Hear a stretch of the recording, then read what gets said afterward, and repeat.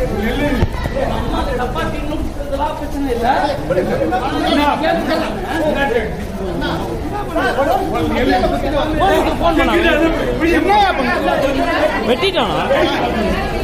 பயமா இருக்கு, ரொம்ப நடுக்கமா இருக்கு. 65 வயதில் நான் இதுவரை பார்க்காததெல்லாம் இப்ப பாக்குறோம். Against doctors. இப்பதான் ஒரு இளம் மருத்துவ மாணவி கல்கத்தால கற்பழிக்கப்பட்டு இப்போ சென்னையில இதே மாதிரி நடக்குது. ஐயா, நாங்கெல்லாம் தீவிரவாதிகள் அல்ல, நாங்க கொலை குற்றம் செய்கிறவர்கள் அல்ல. ஏதோ சில நேரங்களில் நடக்கிற தவறுக்காக இந்த மருத்துவர்களை நாங்க எல்லாரும் கொலை பண்ணுவோம்னா நீங்க யார்கிட்ட போவீங்க? உங்களுக்கு உடம்புக்கு சரியில்லைன்னா யார்கிட்ட போவீங்க? நீங்க தயவு செய்து இந்த போக்கு கண்டிக்கப்பட வேண்டும். அது ரிலேட்டட் பர்சன் கண்டிக்கப்பட வேண்டும். மருத்துவர்களை, இந்த மருத்துவம் மருத்துவர்கள் கடவுளா ஒரு பக்கம் பார்க்கப்படுகிறார்கள், பெரிய பிசினஸ் மாஃபியாவா பார்க்கப்படுகிறார்கள். சோ இப்படி ஒரு டைகாட்டமி, இரண்டு தலை எறும்பு, அதாவது இரு தலை கொள்ளி எறும்பு மாதிரி டாக்டர்ஸ் தவிக்க வேண்டிய ஒரு சூழ்நிலை. இதுக்குள்ள இப்படி ரிப்பீட்டட் தாக்குதல் அப்படின்னா நாங்க எங்க போவோம்? யார் எங்களுக்கு துணை நிப்பாங்க? ஒவ்வொரு டாக்டரும் ஒரு பேஷண்ட பார்க்கும்போது சாஃப்ட் டார்கெட் ஓங்கி அடிக்கலாம், குத்தலாம். ஒரு மினிஸ்டருக்கு எத்தனை செக்யூரிட்டி போறீங்க? தேவையில்லாமல் எத்தனை பேருக்கு இசட் செக்யூரிட்டி கொடுக்கீங்க?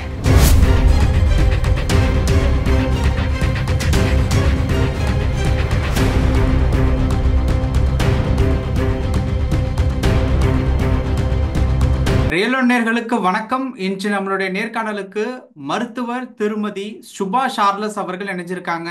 டாக்டர் வணக்கம். டாக்டர் வணக்கம். எப்படி இருக்கீங்க? நல்லா இல்லன்னு தான் சொல்லணும். ஓகே, நீ தகவல் கேட்டிருப்பீங்க அப்படின்னு நினைக்கிறேன்.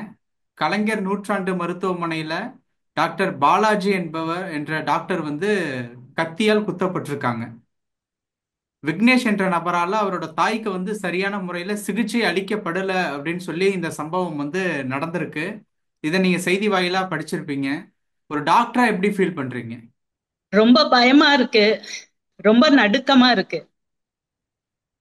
65 வயதில் நான் இதுவரை பார்க்காததெல்லாம் இப்ப பாக்குறோம். Against doctors. இப்பதான் ஒரு இளம் மருத்துவ மாணவி கல்கத்தால கற்பழிக்கப்பட்டு கொடூரமாக சிதைக்கப்பட்டு, அந்த ஷாக்ல இருந்தே நாங்கெல்லாம் மீளல.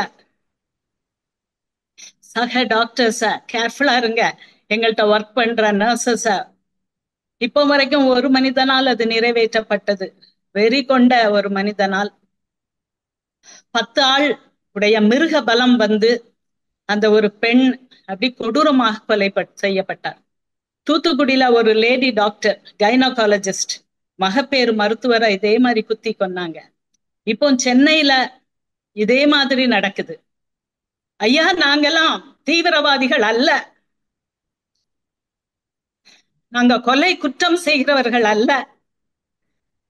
நல்லது செய்யணும், வியாதியை குணமாக்கணும்ட்டு நாங்க மருத்துவ தொழிலுக்கு வந்திருக்கோம். உன்னதமான நோக்கத்தோடு வந்திருக்கோம். எங்களை ஒரு பேய் மாதிரி எத்தனையோ கொடூரங்கள் நடக்கு, அதெல்லாம் தாங்கிக்கிற நீங்க மருத்துவர்கள், அவர்கள் அறியாமல், அவர்கள் தகுதிக்கு மிஞ்சி நடக்கிற விஷயங்களை நீங்க தான் பொறுப்புன்னு சொல்லி குத்தி கொலை பண்றீங்களே, தாங்குமா? அந்த சமுதாயம் தாங்குமா? சமுதாயமே அழிஞ்சு போகும். மருத்துவர்களுக்கு எதிராக நீங்க நின்னீங்கன்னா, அவ்வளவு பேரும் நீங்க கிளம்புனீங்கன்னா, இந்த டாக்டர்ஸ் தெரிஞ்சு யாரையும் கொலை பண்ண மாட்டாங்க. எந்த டாக்டரும் தெரிஞ்சு யாரையும் கொலை பண்றது இல்ல. ஏதோ சில நேரங்களில் நடக்கிற தவறுக்காக இந்த மருத்துவர்களை நாங்க எல்லாரும் கொலை பண்ணுவோம்னா நீங்க யார்கிட்ட போவீங்க? உங்களுக்கு உடம்புக்கு சரியில்லைன்னா யார்கிட்ட போவீங்க? நீங்க தயவு செய்து இந்த போக்கு கண்டிக்கப்பட வேண்டும். அது ரிலேட்டட் பர்சன் கண்டிக்கப்பட வேண்டும். மருத்துவர்களை சேஃப்டி கொடுக்கணும், காப்பாற்றப்பட வேண்டும். இப்ப டாக்டர்லாம் ஸ்ட்ரைக் அனௌன்ஸ் பண்ணியிருக்காங்க. பொதுவா மருத்துவர்கள் ஸ்ட்ரைக் பண்றது அப்படிங்கிறது யாருமே விரும்பாத ஒரு விஷயமா தான் இருக்கும். மருத்துவர்கள்லாம் ஸ்ட்ரைக்கே பண்ணக்கூடாது அப்படின்ட்டு. ஸோ இப்போ அந்த ஒரு சுச்சுவேஷன் ஏற்பட்டிருக்குது அப்படிங்கிறது ஒரு அன்கண்டிஷனலா ஏற்படுத்தும்ல. அதுவும் தமிழ்நாடு முழுக்க கவர்மெண்ட் டாக்டர்ஸ் எல்லாருமே இந்த ஒரு முடிவை எடுத்திருக்குது அப்படிங்கிறது வந்து ஒரு அன்கண்டிஷனலான சுச்சுவேஷனை ஏற்படுத்துறது தானே வரும். அது எந்த அளவுக்கு வந்து சரியான ஒரு முடிவா இருக்கு? எனக்கு இப்போ உங்க டிவியில கத்தி கதறி நான் அழுறேன். என்னுடைய இயலாமையை, என்னுடைய ஆற்றாமையை நான் இங்க காட்டுறேன். ஆனால் அந்த டாக்டர்ஸ்க்கு வேற வழி இல்லை, அதனால அவங்க அந்த முறையில காட்டுறாங்க. அது தவறுதான். எல்லோரும் நாங்க ஸ்ட்ரைக் பண்ண போறோம் அப்படிங்கிறது அந்த தீவிரத்தை உணர்த்துவதற்காக. தீவிரத்தை இது நாங்க டாக்டர்ஸ் எங்களை நாங்க சாஃப்ட் டார்கெட்ஸ். நாங்க என்ன ஒரு கன்னோடையா நிக்கோம்? நாங்க என்ன லஞ்சம் அப்படி வாங்கி நாங்க லஞ்சத்துல தலைவிரித்து ஆடுகிறோமா? ஊழலா நாங்க பண்ணிக்கிட்டு இருக்கோம்? எத்தனையோ பேரை பொறுத்துக்கிறீங்க. இந்த டாக்டர்ஸ் தெரிஞ்சோ தெரியாமலோ, தெரியாம தான் செய்வாங்க. நெக்லிஜென்ஸ் அப்படின்னா வேண்டுமென்றே செய்வது அல்ல. சோ தெரியாம அவங்க நடக்கிற விஷயங்களை அவங்க ஒருத்தர் தலைமையில சுமத்தி அவங்கள தண்டிக்கிறீங்க, அவங்கள அடிச்சு கொல்றீங்க. எத்தனையோ நடந்துச்சு. கொரோனா பீரியட்லயும் டாக்டர்ஸ் அடிச்சு துன்புறுத்தி எவ்வளவோ இது வெளியே வர்றது கொஞ்சம், வெளியே வராம பாசிவ் அக்ரஷன், ஆக்டிவ் அக்ரஷன் எவ்வளவோ நடக்குது. சோ இதுக்கு ஒரு டோக்கன் நான் இத எல்லா மருத்துவர்களையும் கெஞ்சி கேட்டுக்கொள்கிறேன். இந்த ஸ்ட்ரைக்கை நீடிக்காதீங்க, டோக்கன் ஸ்ட்ரைக்கா இருக்கட்டும், அவ்வளவுதான். Okay madam. தொடர்ச்சியா நீங்களே பேசும்போது வந்து நிறைய இன்சிடென்ட்டை வந்து பதிவு பண்றீங்க. கொல்கத்தாவா இருக்கட்டும், அதுக்கப்புறம் வந்து தூத்துக்குடி, இப்போ வந்து சென்னையில நடந்துகிட்டு இருக்குது. இந்த கடந்த சில நாட்கள்லயே டாக்டர்ஸ் பர்டிகுலரா இந்த மாதிரி வந்து தாக்குதலுக்கு ஆளாக்கப்படுறது அப்படிங்கிற ஒரு விஷயத்த பத்தி நீங்க என்ன நினைக்கிறீங்க? ஏன் அவங்க தான் வந்து இந்த அளவுக்கு வந்து, அதாவது உயிரை காப்பாத்துறவங்களே வந்து உயிரை விடுற அளவுக்கு உண்டான ஒரு இக்கட்டான ஒரு சூழ்நிலைக்கு போய் அடையிறாங்க. ஸோ அந்த ஒரு சுச்சுவேஷன் உங்களுக்கு எப்படி இருக்கு? மருத்துவம் வந்து இப்போ வியாபாரமாகி விட்டது. அதை நாங்கள் ஒத்துக்கொள்ளதான் வேணும். மருத்துவம் வந்து வியாபாரமாகி விட்டது. மருத்துவம் business. It's a business. It is a public limited அப்படின்னு சொல்லி, பப்ளிக் லிமிடெடா வந்து பிரைவேட் லிமிடெடா. It is a healing has become a profession. மருத்துவர்களும் அவங்க அதை ஒரு பிசினஸா டார்கெட் பிக்ஸ் பண்ணப்படுது. பெரிய பெரிய கார்பரேட் ஹாஸ்பிட்டல்ஸ்ல every doctor has a target. எத்தனை ஆபரேஷன், எத்தனை இன்வெஸ்டிகேஷன், எவ்வளவு பணம் ஒன்னால வந்தது, இப்படின்னா தான் பிசினஸ் என்டர்பிரைசஸ் தழைக்கும். சோ இந்த மருத்துவம் வந்து மருத்துவர்கள் கடவுளா ஒரு பக்கம் பார்க்கப்படுகிறார்கள், பெரிய பிசினஸ் மாஃபியாவா பார்க்கப்படுகிறார்கள். சோ இப்படி ஒரு டைகாட்டமி, இரண்டு தலை எறும்பு, அதாவது இரு தலை கொள்ளி எறும்பு மாதிரி டாக்டர்ஸ் தவிக்க வேண்டிய ஒரு சூழ்நிலை. இங்க வந்து டார்கெட் என்ன அச்சீவ் பண்ண, நீ என்ன பண்ண, எத்தனை பேஷண்ட்டுக்கு நீ சர்ஜரி பண்ண, எத்தனை இன்வெஸ்டிகேஷன் பண்ண, எத்தனை பேர்ட்ட வந்து எவ்வளவு பணம் வசூலாச்சு அப்படின்ட்டு ஒரு இது இருக்கு. இவங்களுடைய உன்னதமான நோக்கம் கடவுள் மாதிரி நான் செய்யணும். நான் மருத்துவத்துறைக்கு வந்திருக்கேன். நான் இங்க வந்து என்னுடைய நலம் பார்க்காமல் பிறர் நலம் பார்த்து, அப்படிப்பட்டவங்க தான் நிறையா. அப்படிப்பட்டவங்க தான் நிறையா. இப்போ வரைக்கும் அப்படிப்பட்டவங்க தான் நிறையா. சோ இந்த ரெண்டு நிலைக்கும் ஆளாக்கப்படும் போது டாக்டர்கள் தவிக்கிறாங்க, செய்வதறியாது திகைக்கிறார்கள், டார்கெட் ஆகப்படுகிறாங்க. நாங்க சாஃப்ட் டார்கெட்ஸ். ஒரு அடி அடிச்சா தாங்குவோமா? அந்த ஒரு இளம் வாலிப பெண்ணால ஒருத்தனை தாக்கு பிடிக்க முடிஞ்சதா? உடலெல்லாம் சிதைக்கப்பட்டு நொறுக்கப்பட்டு கற்பை சூறையாடி, இந்த ஷாக்ல இருந்து இன்னும் நேஷன் மீளல, இந்த உலகமே மீளல, மருத்துவர் யாரும் மீளல. இதுக்குள்ள இப்படி ரிப்பீட்டட் தாக்குதல் அப்படின்னா நாங்க எங்க போவோம்? யார் எங்களுக்கு துணை நிப்பாங்க? ஒவ்வொரு டாக்டரும் ஒரு பேஷண்ட்டை பார்க்கும்போது சாஃப்ட் டார்கெட். ஓங்கி அடிக்கலாம், குத்தலாம், கத்தியால முகத்துல கீறலாம், ஆசிட் அடிக்கலாம், என்னவும் செய்யலாம். நாங்க எங்க உயிரை பணயம் வச்சுதான் இந்த தொழிலுக்கு வரோம். டெய்லி பேஷண்ட்டை பார்க்கணும்னா நாங்க எங்க உயிரை ஒரு வகையில பணயம் வைத்துதான் நாங்க வரோம். இதை நீங்க புரிஞ்சுக்கிடணும். இது சமுதாயம் புரிய மாட்டேங்குதேதான் மாஸ் ஸ்ட்ரைக் போறாங்க.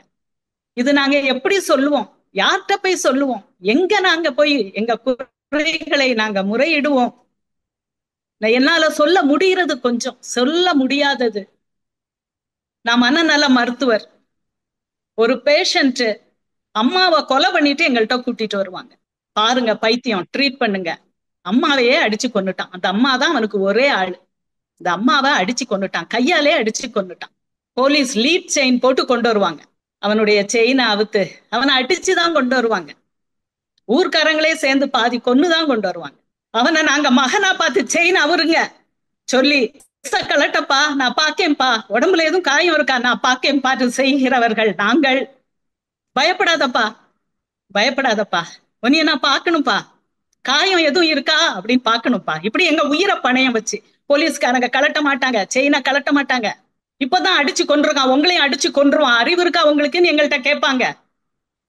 ஆனாலும் போராடி லீட் செயினை கலட்டி செக் பண்ணி இருக்கேன். நான் என்னுடைய ப்ரொஃபசர்ஸ் எனக்கு சொல்லி கொடுத்துருக்காங்க.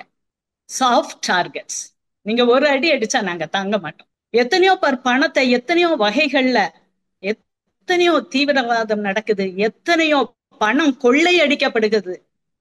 தைரியமா கொலை, கொள்ளை, ஊழல், லஞ்சம் எல்லாம் நடக்குது. அவங்களெல்லாம் விட்டுறீங்க, அவங்களெல்லாம் அடிங்கன்னு சொல்லலைன்னா. ஆனால் எங்களை பார்த்து கத்திய தூக்கி எங்களை குத்துறீங்களே, அடிச்சு கொல்றீங்களே, இந்த சமுதாயம் தாங்குமா? சமுதாயம் தாங்குமா? சமுதாயத்துக்கு பெரிய கேடுதான் வரும். நீங்க டாக்டர்ஸ தாக்க தாக்க தாக்க டாக்டர்ஸ் ஃபீஸ் கூடும். அவங்களுக்கு ஒரு மெஷின் கன் வச்சுட்டு ஒரு ஆள் கூட நிக்க முடியுமா?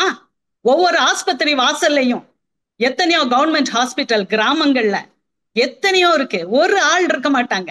ஒரு பஸ் லோடு அடிபட்டு வருவாங்க, அடிபட்டு ஒரு பஸ் லோடு ஹெட் ஆன் கொலிஷன்காரங்க கொண்டு வருவாங்க. வாக்கி டாக்கி தான் இந்த காலத்துல. நான் கவர்மெண்ட் சர்வீஸ்ல இருக்கும்போது தனி